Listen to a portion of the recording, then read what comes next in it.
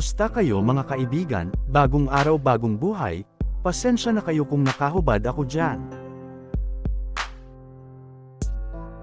Dahil tinawagan ako ng kaibigan ko na may pupuntahan kami sa Zambales, kaya agad ako ng bihis na dapat kong suotin.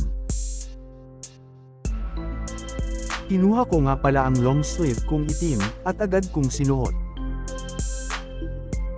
After kong isuot ang pang-itaas, itong pantalon naman ang sinuot ko.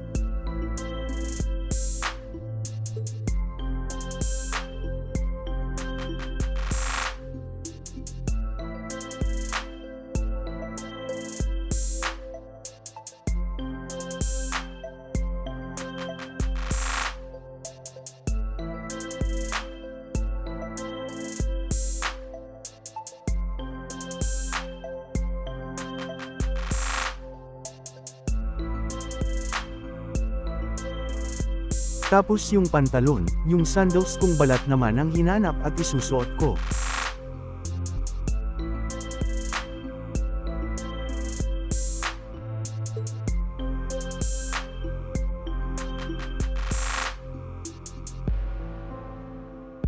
At umupo ako sa upuan ko para maisuot kong maigi ang sandals ko. Habang nakaupo ako, napansin ko bakit madilim ang video sa camera ko, kaya binuksan ko ang kortina ng bintana ko para maging kalinaw ang kuha ng camera na ginagamit ko paggawa ng mga video.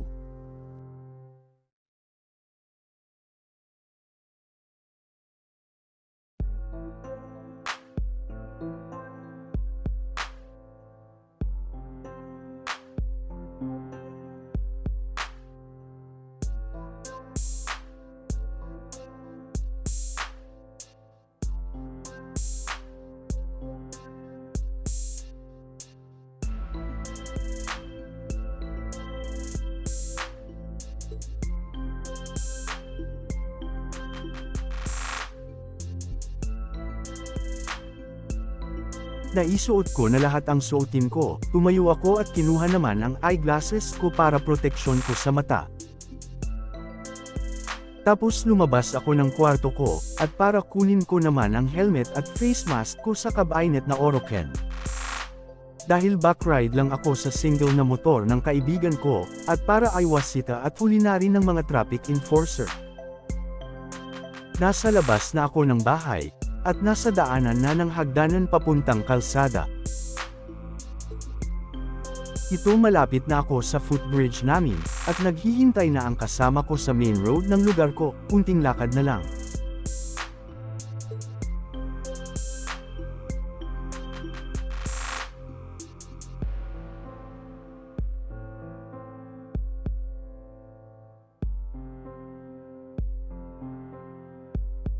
Nakarating na nga ako sa pinaghintayan niya, nakakulay orange siyang damit kulay ng pancon.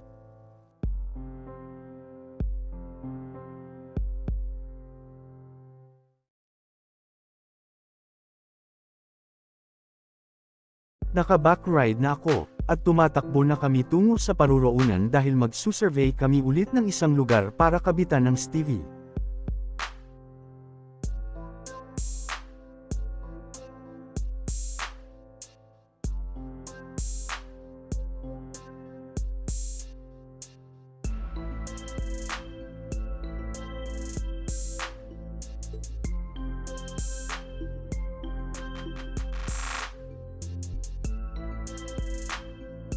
Nasa zigzag road na kami patungong Zambales, abot tanaw mo ang Subic Bay sa zigzag road na dinaan namin, dahil walang ibang daan patungong Zambales kundi dyan lang.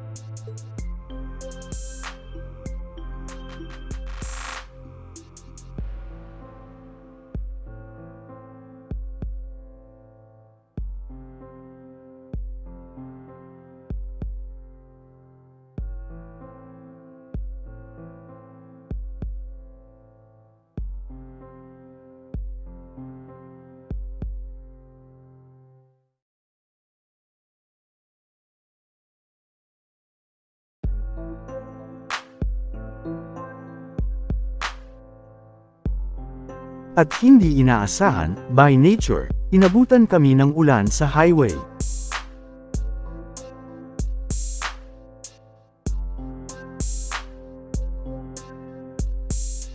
At medyo mahina pa naman ang ulan kaya para hindi huminto sa pagtakbo ng motor namin.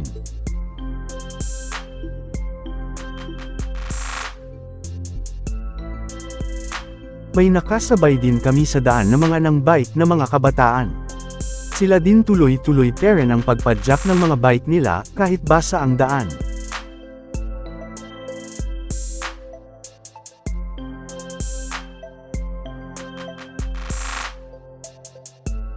At sabi pala ng kasama ko kapag lumakas ang ulan, hinto muna tayo, dahil wala tayong kaputing dala at mahirap na magkasakit, 3 bayan pa ang dadaan namin bago makarating sa pupuntahan namin.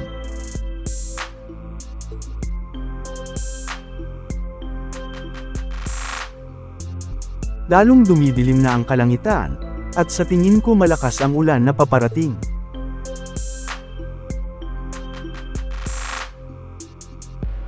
Inabutan na kami ng ulan, kaya huminto muna kami at sumilong para hindi mabasa. Sa isang tindahan kami na sarado sumilang dahil lumakas ang ulan.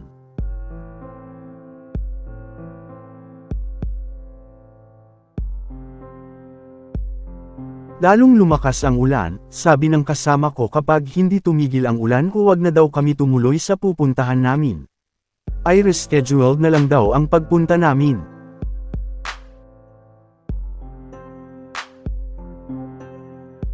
Habang nagpapatila ng ulan tumawag ang pinsan ko na nagpapasama para puntahan ang bahay na gusto nila makita, dahil naghahanap sila ng sanlang tira. At ang reply ko hintayin mo ako pupunta ako dyan, dahil hindi na lang kami tutuloy sa lakad namin. 2,000 years later. At sinabi ko sa kasama ko na tumawag ang pinsan ko, sagot niya patilayin lang natin ang ulan at go tayo, mukhang hindi hihinto ang ulan lalong lumalakas pa. Nag-decide na ang kasama ko na alis na tayo dahil matagal na tayo nakatingga dito, at bumili na lang kami ng garbage bag para gawing kaputi namin, huwag lang mabasa ang bag at cellphone namin, dahil wala kaming dalang kaputi garbage bag na lang ang gawin naming kapote. Dahil naghihintay na ang pinsan ko doon sa sinasabi niyang lugar at nagpahatid na lang ako sa kasama ko para I met ang pinsan ko. 346 minutes later. Nakarating na ako sa lugar kung nasaan ang pinsan ko, salamat sa kasama ko sa paghatid sa akin. Yan na ang pinsan ko at asawa niya pinsan ko pala yung babae. Inumpisahan na pala namin naglakad tungo sa ahente para makita namin yung bahay na sinasanlang tira. Habang naglalakad, tinatawagan na rin ng pinsan ko yung ahente para magkita-kita na kami.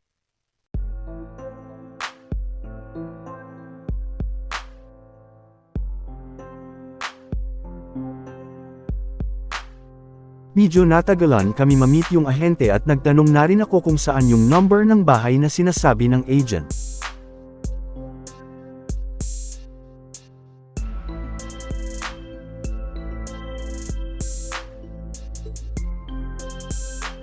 Sabi ng pinsan ko yung ahente ng bahay daw ay nakakulay pink na payong, at may nakita akong nakakulay pink na payong, pinuntahan na namin ng asawa ng pinsan ko para I meet at puntahan.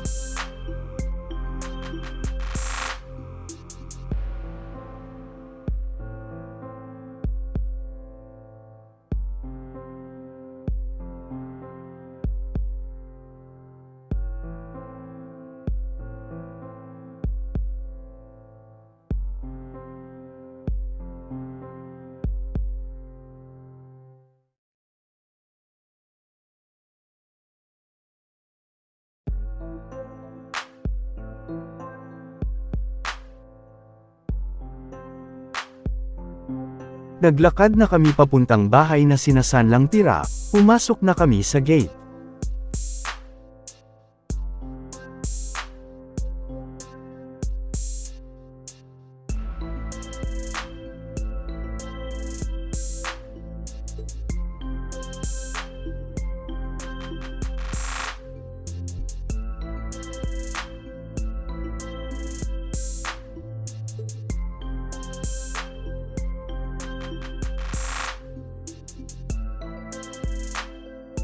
Ito ang loob ng compound, at sa baba pala yung bahay na sinasabing sinasanlang tira.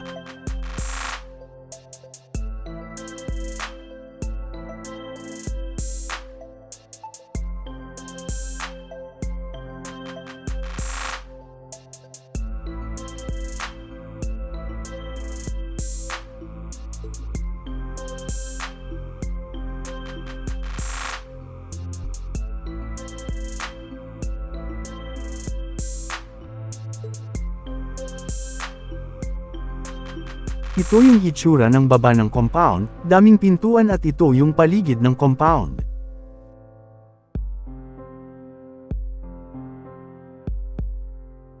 At ito rin ang loob ng bahay ng AC na sanlang tira sa pinsan ko, hindi ko alam kung magugustuhan niya.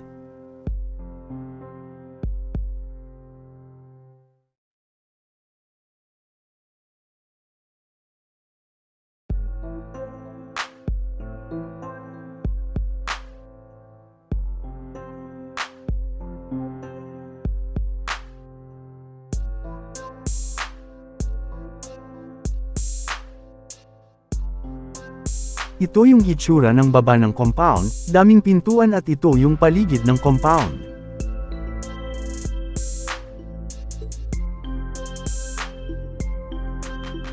At nagdesisyon na kami lumabas ng compound, aakyat kami ng hagdanan palabas ng compound.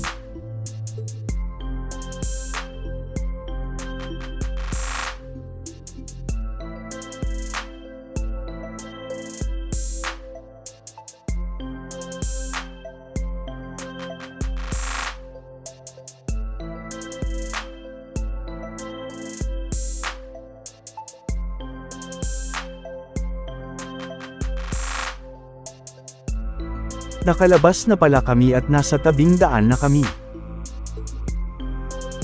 At may pinapakita ang pinsan ko sa cellphone niya sa agent. Hindi ko alam kung ano yun dahil hindi ako lumapit para tingnan.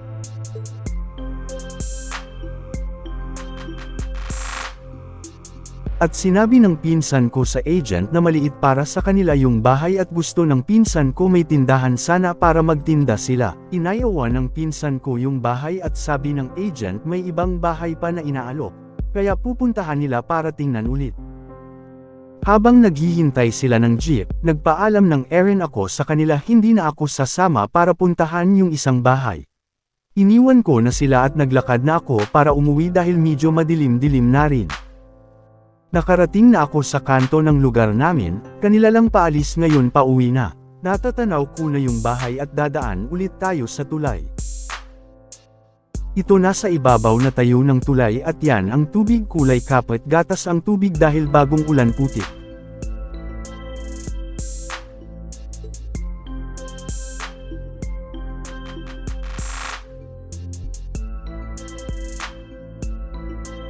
Malapit na ako sa bahay ko, at maraming salamat sa inyo sana suportahan ninyo ang channel ko walang tigil na pasasalamat sa nga ng subscribe sa akin, until next video mga TG Dong Godspeed God blessed to all of you.